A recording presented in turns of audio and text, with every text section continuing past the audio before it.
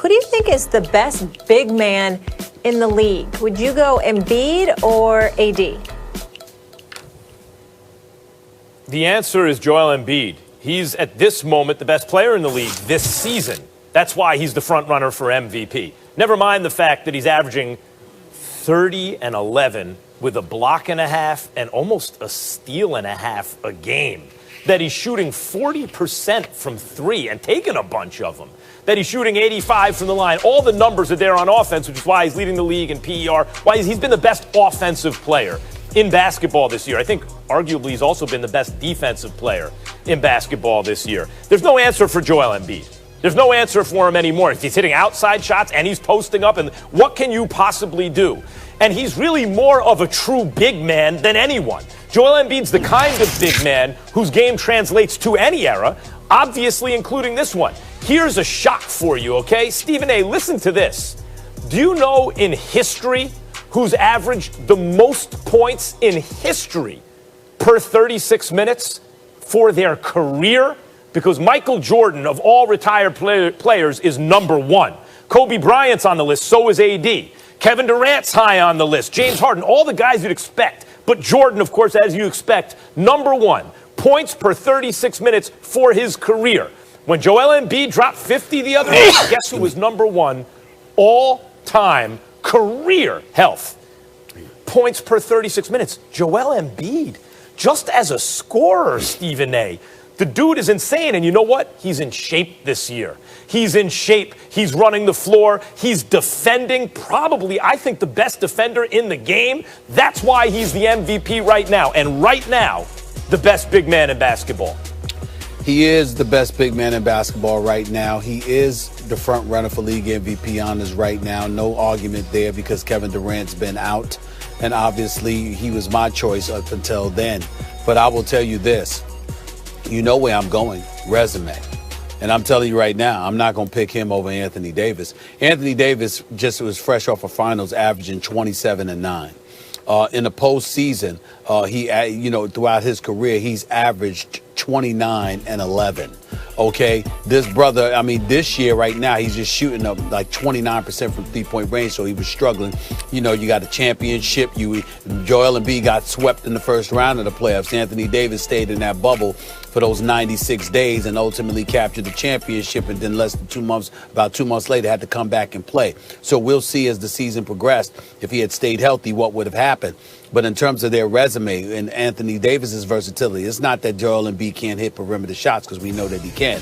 But I'm looking at Anthony Davis a little bit better. I think he's more active as a defender on the perimeter than even Joel Embiid is. And I know what he can do defensively in terms of blocking shots and rebounds. He can do just what Joel Embiid can do. So for me personally, for my money, I would look at Anthony Davis and I would say that I would prefer him. Not right now. I understand that Joel Embiid right now looks like the best big man in basketball because he's the front runner for league MVP. He's been absolutely sensational this year, and he deserves all the credit in the world. No question about that. But if I had to pick between him and Anthony Davis, and both of them were at 100%, I would go with Anthony Davis. Listen, I can't argue the resume point. Can't do it because Embiid came out with injury concerns and they were well-founded. No, I'm not talking about that. I'm just talking about the 5 years he's played. But I'm saying part of the question with Embiid, it's chicken or egg. Like, has he not been in shape? And that's one of the reasons for injury problems, like his back, forget about the leg. Or is it that because he is a giant and his body's more prone to that, that leads to a situation where he's not in as good a shape? I can't compare his career resume to AD. AD's been better over his career. But I can say that right now, Embiid is in shape. He's in the best shape I've seen him. And this is the fulfillment of the potential when he was originally drafted. Like, oh, my God. Stephen A., he's the only, if he can play like this, if he can sustain this, think of the perfect center. Has it really existed? I'm talking about a guy who could do everything. Not a slim power forward / center dude, but a guy who can bang down low, who's over 7 feet, who's big and strong, who's got by the way, who's a willing passer, who's unstoppable scoring inside and out, and who can really defend in the modern NBA, Embiid's the only one. He's the only one who checks every single box. Think of all the centers who've ever played who's checked every single box like this version of Embiid. Yeah, give me a chance to respond. The point is that I think as a big man, there's no question about it. A big man, but when you look at today's game, unfortunately, they're all labeled big men. And so when you're talking about Joel Embiid, you're talking about that quintessential prototypical big boy. Back to the basket, put your backside on somebody, post them up, take it to the hole, and finish the job. Yeah, that's Joel Embiid. But unfortunately, over the last several years, we've looked at the big man, and the big man position has evolved to a point now you could be like that slim, lanky, power forward that just happens to be playing the five and what have you. I'm looking at it from that perspective, and I'm saying the versatility of Anthony Davis out on the perimeter and what he's capable of doing in the interior and outside on the perimeter on both the offense and defensive side of the ball. I think I would give him the edge. But when you talk about that prototypical big man, back to the basket, drop step, be a man amongst boys, you're the big boy and you play that way, like Shaq loves to say. Joel Embiid clearly is that guy. No doubt about that. Mm-hmm. As far as MVP conversation, Joel Embiid trails only LeBron James as best odds to win MVP this season. Max, I know he's your pick, so we shall see. When we come back, we got playing too many minutes at this point in the season and at the age of 36. Of course, because LeBron James is in uncharted territory. Of course, Lakers fans should be concerned he's playing too many minutes.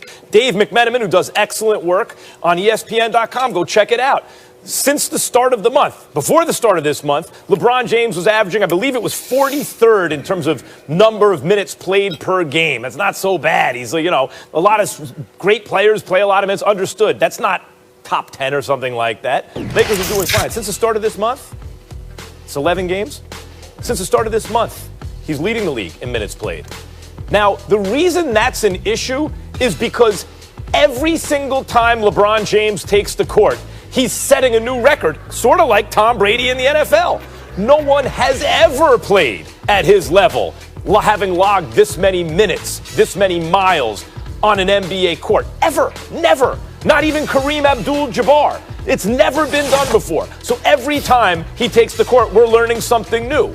And what it seems, and it's natural, AD goes down and you pull even harder. The sense with the team is we need more from our leader. This is why, Stephen A., you and I debated this yesterday. Does LeBron need to do more? Sometimes less is more. Sometimes when you pull too hard, it can be counterproductive because it's not like LeBron normally slacks off. He does everything in his power always to help his team. So now we're asking him to do even more, or really, as he's putting it, he's asking himself.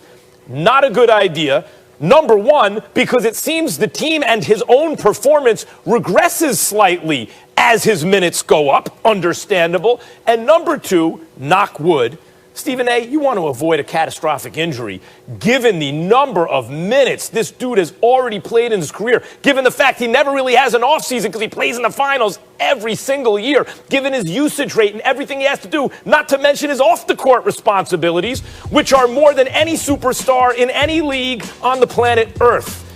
Yes, I am worried, as a Lakers fan, about LeBron James playing too much. Well, normally I could just dismiss what you're saying because it's the sport of basketball, and I don't know if you should have a license to talk basketball as much as you do personally. But, it really in this particular instance, and Molly will laugh at this because I'm allowed to lean on football, Max Kellerman, to have fun with you this morning. I appreciate your take. I appreciate you starting your take off at 10 a.m. Eastern time, 7 a.m. Pacific out here in L.A. I appreciate you starting the show off this way because you've got me inspired. Because, Molly, correct me if I'm wrong, because I think you were sitting in that chair. Max Kellerman started on First Take on July 25th, 2016. Max didn't think I would remember such a thing, but I do. And on that particular day. It is kind of unbelievable you remember the exact date. The day you stopped winning debates. Of course you remember. Absolutely, right? So Max the last Kellerman, debate you won must have been July 20th.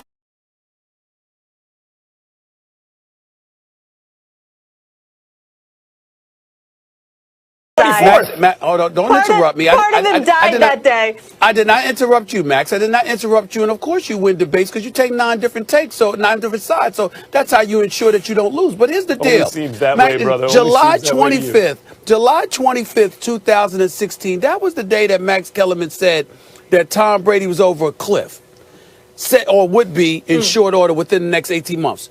Over the next 5 seasons that we have been on the air, Tom Brady has won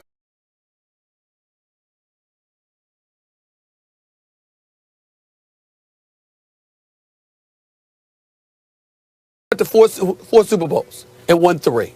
And this is the expert that wants us to take into account how, you know what, age, attrition, father time are something to be concerned about. You would think, Molly, that this man has learned his lesson about sitting there and writing folks' epitaph a little bit too early. You would think that Max Kellerman would recognize about greatness and how there's an aberration that occurs every now and then, and that there are people that defy the odds. Even Max Kellerman has ultimately came out and said there are certain people who defy the odds, which brings us to LeBron James. Who's hurt for the Los Angeles Lakers right now? That would be Anthony Davis. It would even be Dennis Schroeder. It would not be LeBron James. LeBron James has not missed a game this year. LeBron James is 36. He's in his 18th season. We've had Russell Westbrook missing games. All right, of course, Clay's out for the season. Kevin Durant has missed games. And by the way, Kevin Durant, who's fresh off an Achilles tear, is averaging 35.7 minutes a game when he plays. Okay, so what I'm trying to say is that when you look at LeBron James, his minutes are not something to be concerned about, because if there's one thing that LeBron James has earned over more than anything else he has earned in his career, it's to be trustworthy when it comes to his own body, his own conditioning, what he can take, what he needs, etc., etc. Be concerned about LeBron James' three-point shooting since the month of February began. Be concerned about that. Certainly be concerned about his free throw shooting, because he missed another key pivotal free throw last night. And obviously he's a career like 73, 74% shooter. He ain't the most reliable shooter from the free throw line in the world. Be concerned about those things. But to be concerned about his minutes and to be concerned about his health, where there are a litany of examples to point to with dudes who are younger, but somehow, some way can't stay.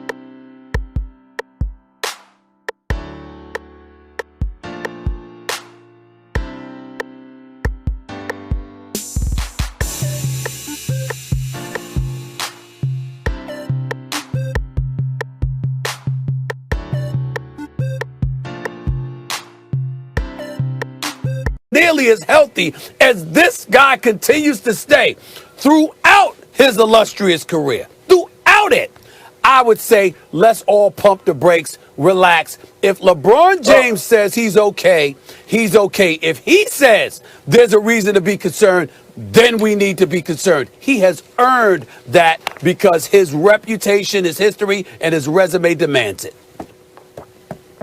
Well, you got jokes, but there is truth to what you say in terms of giving LeBron the benefit of the doubt. There's always truth to what I say. Both with Tom Brady, and I was wrong on the cliff prediction with Brady, obviously, but I was just using all of human history versus the odds that Tom Brady would defy all that by this margin. He did it.